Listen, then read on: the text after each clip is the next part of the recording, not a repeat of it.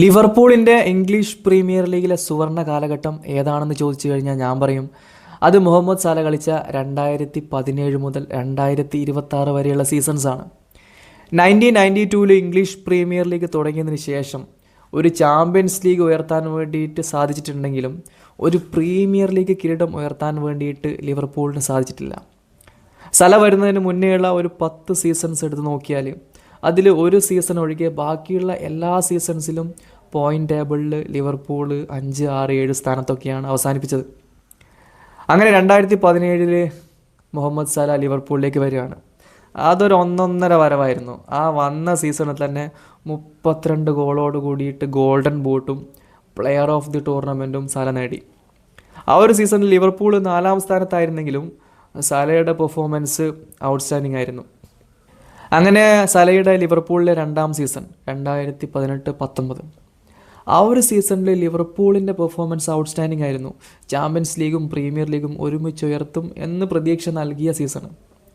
അതിൽ champions league നേടിയിട്ടുണ്ടെങ്കിലും premier league 1 പോയിൻറ്റിൻ്റെ വ്യത്യാസത്തിൽ city നേടി.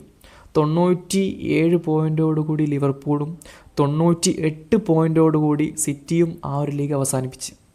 അങ്ങനെ 2019-20 സീസണിൽ ഒരുപാട് വർഷങ്ങൾക്ക് ശേഷം ആ പ്രീമിയർ ലീഗ് കിരീടം ലിവർപൂൾ ഉയർത്തി. പിന്നീട് അങ്ങോട്ട് പോയിൻ്റ് ടേബിളിൽ ലിവർപൂളിൻ്റെ സ്ഥാനം എപ്പോഴും കൺസിസ്റ്റൻ്റ് ആയിരുന്നു. അങ്ങനെ 2024-25 സീസണിൽ വീണ്ടും ലിവർപൂൾ പ്രീമിയർ ലീഗ് കിരീടം ഉയർത്തി. അപ്പോൾ ലിവർപൂളിന് അത്രത്തോളം അച്ചീവ്മെൻറ്റ്സ് കിട്ടാനുള്ള ഒരു റീസൺ ഓഫ് കോഴ്സ് മുഹമ്മദ് സാലയാണ്. നമ്മൾ പ്രീമിയർ ലീഗിലെ ലെജൻസ് എന്ന് പറയുന്ന Henry, Rooney, Cristiano Ronaldo, Steven Gerrard, Kevin De Bruyne ഇങ്ങനെയുള്ള പ്ലെയേഴ്സിൻ്റെ കൂടെ തന്നെ വെക്കാൻ പറ്റിയ ഒരു പ്ലെയർ തന്നെയാണ് Muhammad സാല.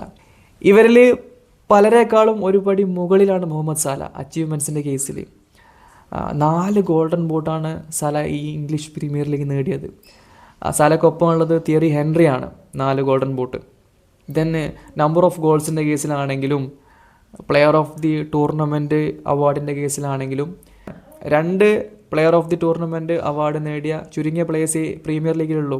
Cristiano Ronaldo, Henry, then De Bruyne ഇങ്ങനെയുള്ള പ്ലേയേഴ്സ് മാത്രമേ ഈ പ്ലെയർ ഓഫ് ദി ടൂർണമെൻറ്റ് 2 പ്രാവശ്യം നേടിയിട്ടുള്ളൂ.